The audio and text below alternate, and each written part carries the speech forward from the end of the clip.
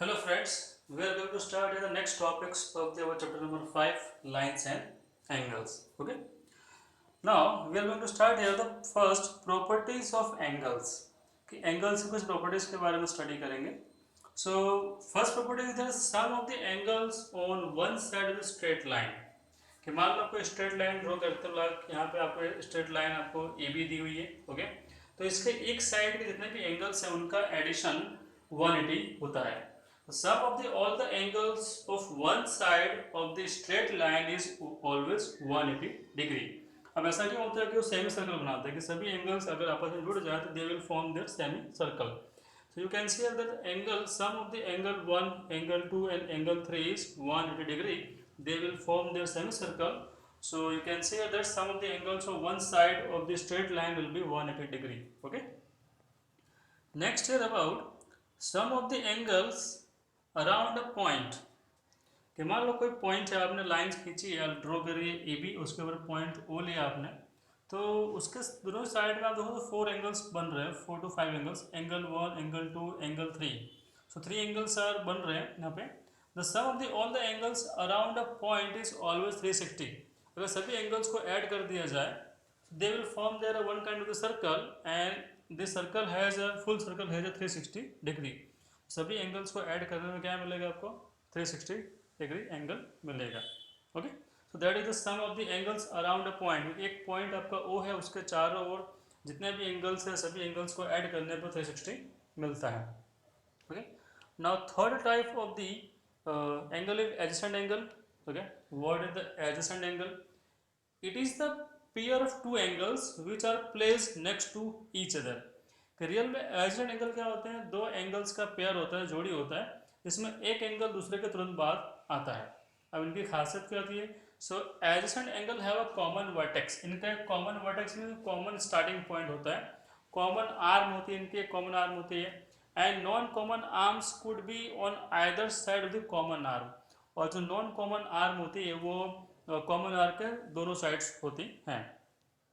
तो यहाँ पे आप देखोगे कि एडजेसेंट कौन सी है, तो यहाँ पे आप angle C and D, not X and Y, X Y angles, X और वाई एंगल्स यहाँ पे एडजेसेंट नहीं है, क्योंकि यहाँ पे उनकी कोई भी कॉमन आर्म या कॉमन पॉइंट वर्टेक्स नहीं है.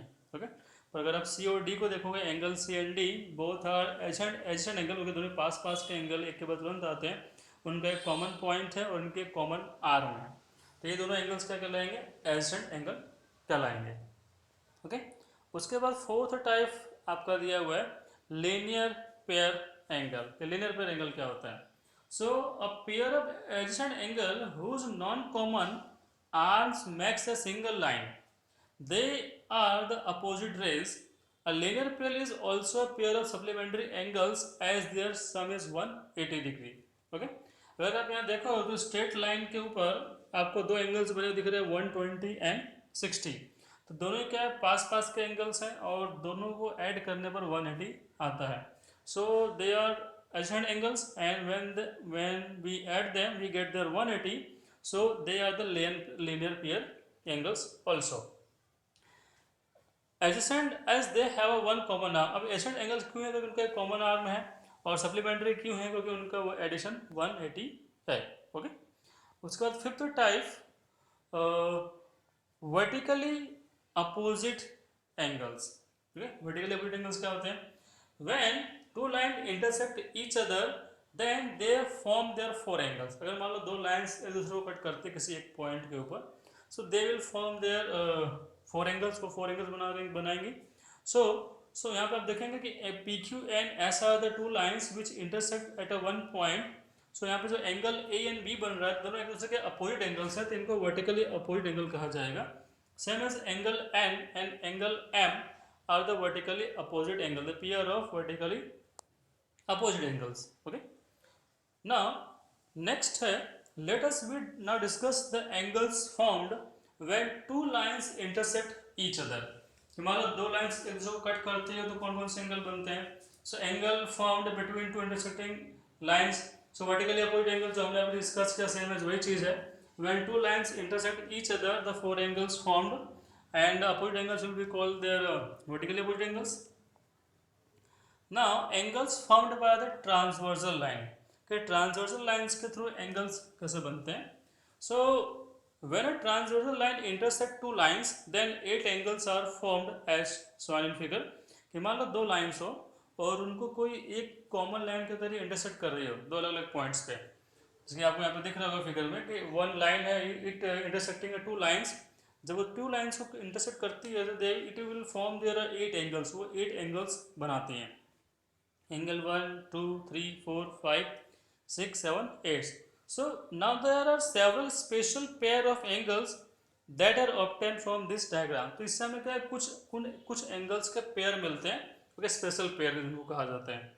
If you can see here that notice that angle 1 and angle 3, angle 1 and angle 3 का पेयर बनता है angle 2 and 4, angle 5 and 7, angle 8 and 6. तो ये सभी क्या है pair of the vertically opposite angles. ये आपके क्या है वर्टिकली अपोजिट एंगल्स के पेयर हैं.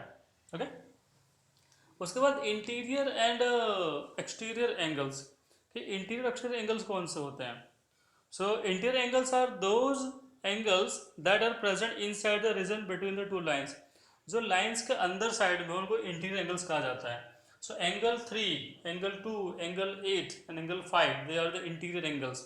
Same as for the exterior angle. Exterior angle के बारे में बात करें तो angle 4, angle 1, angle 7, angle 6, these are the exterior angles. Okay, now next topic about the corresponding angles. corresponding angles क्या होते हैं. So two angles are said to be corresponding angles if they lies on the same side of the transversal line. दो angles को corresponding angles का pair कहा जाएगा जब वो ट्रांसवर्सल लाइन के किसी एक साइड में हो. जैसे कि angle 1 and angle 5, angle 1 and angle 5 एक corresponding एंगल्स का पेयर हो गया. Angle 2 and angle 6 corresponding angles का पेयर हो गया. Angle 3 and angle 7 corresponding angles corresponding angles हो गए. Angles 4 and angle 8 they are the pair of corresponding angles. Okay, so one angle is an interior angle and another is exterior angle. मान लो जो corresponding angles होते हैं तो उनमें एक क्या होता है अंदर के साइड में होता है और एक बाहर के साइड में होता है. बट दोनों क्या होते हैं ट्रांसवर्सल लाइन के एक साइड में होते हैं. So they are called the corresponding angles. Now next about the alternate interior angles. कि alternate interior angles कौन से होते हैं. So you can see in figure here that transversal line आपको देख के रखी है. 4 angles are given there. Angle 2, 5, 3, 8. So two interior angles present on the opposite sides of the transversal line. कि दो एंगल्स का पेयर ले लो पर दोनों क्या होना चाहिए ट्रांसवर्सल लाइन के अलग अलग साइड्स में होना चाहिए. तो उन्हें अल्टरनेट इंटीरियर एंगल्स कहते हैं. कि एंगल 2 एंड 8 एक क्या दोनों ट्रांसवर्सल के अपोजिट साइड्स में, एक इस साइड एक उस साइड है. Same as angle 3 and angle 5 के दोनों अपोजिट साइड्स में है. So angle 2 and 8 and angle 3 and 5 they are the alternate interior angles. Okay, now these are the topics completed here. Okay, thank you.